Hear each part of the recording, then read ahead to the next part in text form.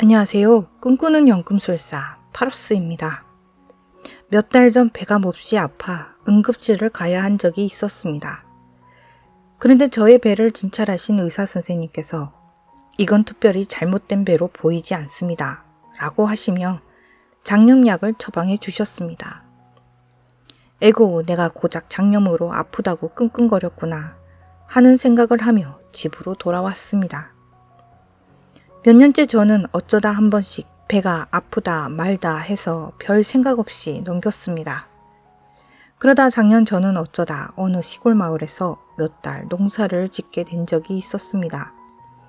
조용히 글을 쓰겠다고 찾아 들어간 첩첩산골에서 그만 농사일에 푹 빠진 것입니다. 직접 갱이질을 하여 척박한 밭을 갈구고 나선 고추며 토마토며 이런저런 것들을 심었습니다. 그런데 특별히 농약을 뿌리지 않아도 채소와 과일은 무럭무럭 잘도 자라는 모습을 보며 천국이 따로 없구나 하는 생각마저 들었습니다. 그런데 힘들게 몸을 쓰고 난 후 잠자리에 들면 떼굴떼굴 구를 정도로 배가 아플 때가 있었습니다. 그런데 병원이 너무 멀어 병원 갈 생각은 하지 못했습니다. 그렇게 몇 달을 또 보내고 나서 저는 집으로 돌아왔습니다.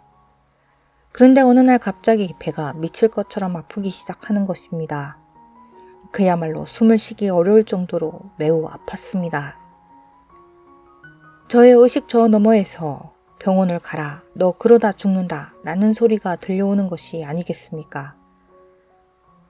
저는 벌떡 일어나 옷을 챙겨 입고 응급실로 갔습니다. 그리고 또 특별히 이상이 없어 보인다는 의사 선생님에게 저는 아파서 미칠 것 같으니 어떻게 해보라며 소리까지 질렀답니다. 그렇게 우여곡절 끝에 병원에서 이런저런 검사를 하게 되었답니다. 그리고 얼마 후 좀 당황하신 표정으로 의사 선생님이 저에게 말씀하셨습니다. 췌장 쪽에 석회화가 시작된 것이 보입니다. 그런데 그게 크기가 5cm가 넘는군요. 그게 무슨 말씀이십니까? 처음에 저는 의사 선생님의 말씀을 이해할 수가 없었습니다. 그냥 췌장염일 수도 있지만 정말 석회화가 되었다면 췌장암일 가능성도 있습니다.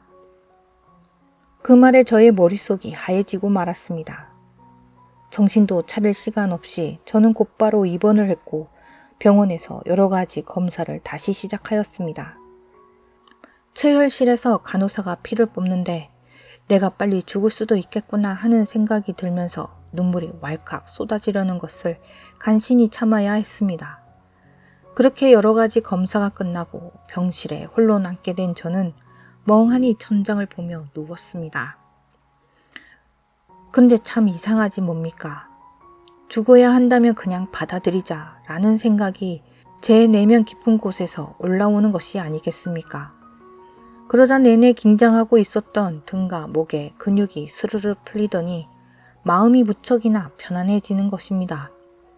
평생을 살아오면서 그렇게나 마음이 편안하게 느껴진 지가 언제인가 싶을 정도로 어떠한 긴장감도 느껴지지가 않았습니다.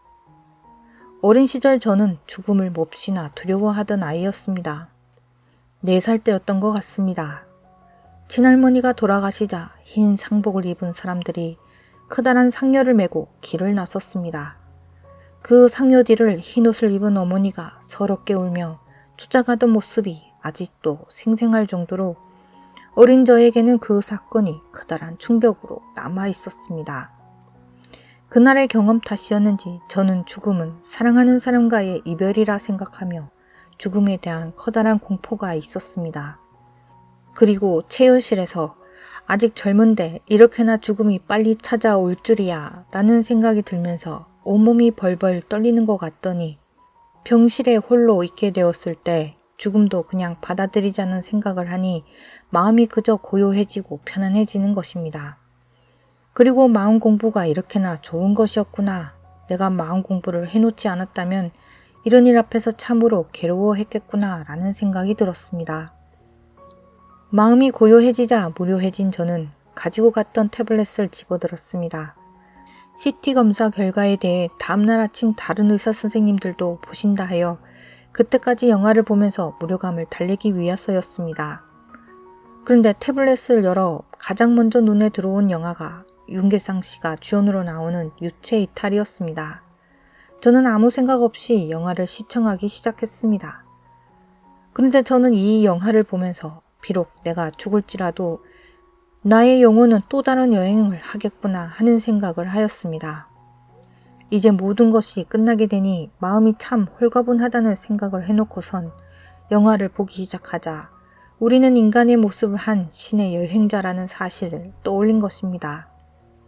이런 그렇다면 이 생에서 하려던 것은 마치고 가야 할 텐데 하며 마음속에서 아쉬움이 마구마구 솟구치기 시작했습니다. 구입해놓고 읽지 못한 책이 수십 권이요. 아직 완성하지 못한 글들이 몇 편입니다. 그리고 나라는 인간이 이 세상에 온 보람은 조금은 있어야 하지 않겠습니까? 저는 속으로 이렇게 신에게 외쳐보았습니다. 꼭 나를 데려가야 한다면 그냥 받아들이겠습니다.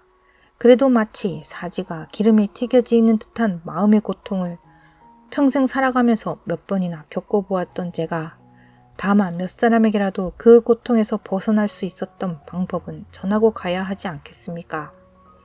그것이 나라는 인간을 창조한 당신에게도 보람이 있는 일이 아니겠습니까? 라고 물어보았습니다. 이런 생각을 하자 또 참으로 이상한 기분이 들었습니다. 마치 앞으로 아무 일도 일어나지 않을 거라는 믿음이 생겨나기 시작했습니다. 그렇게 저는 아무 걱정 없이 깊은 잠에 들었습니다. 다음 날 저는 의사 선생님으로부터 큰 문제가 없어 보인다는 이야기를 듣고서 무사히 집으로 돌아오게 되었습니다. 이후 며칠 동안 저는 이 일에 대해 깊이 생각해 보았습니다. 아, 신이 내 몸이 잘못되었다는 것을 알려주려고 그렇게 힘든 육체 노동을 하게 하였구나 라는 생각이 들었습니다. 그리고 제가 병원에서 신에게 수작을 걸었구나 하는 웃긴 생각도 해보았습니다. 어린 시절부터 살아왔던 날들이 그리 순탄치 않았던 저는 창조주에 대해 그리 좋은 생각을 할 수 없었습니다. 제게 신은 완전히 선한 존재가 아니었습니다. 그러니 신에 대한 불신이 오죽했겠습니까? 당신은 결코 선한 신이 아니군요. 그렇지 않다면 어찌 이렇게 세상이 지옥과 같을까요? 라는 생각을 많이 했더랬습니다. 그런데 어느 날 신은 여러 가지 이야기를 통해 저에게 다음과 같이 말을 건네왔습니다. 그렇다. 나는 절대적으로 선하지도 절대적으로 악하지도 않다. 다만 너가 이제부터 나와 함께 밝은 에너지로 춤을 춘다면 그런 세상이 너희 앞에 펼쳐질 것이고 아니면 너가 나와 함께 어두운 에너지로 춤을 춘다면 또 그런 세상이 너희 앞에 펼쳐질 것이다. 이제 너는 나와 함께 어떤 춤을 출 것인가?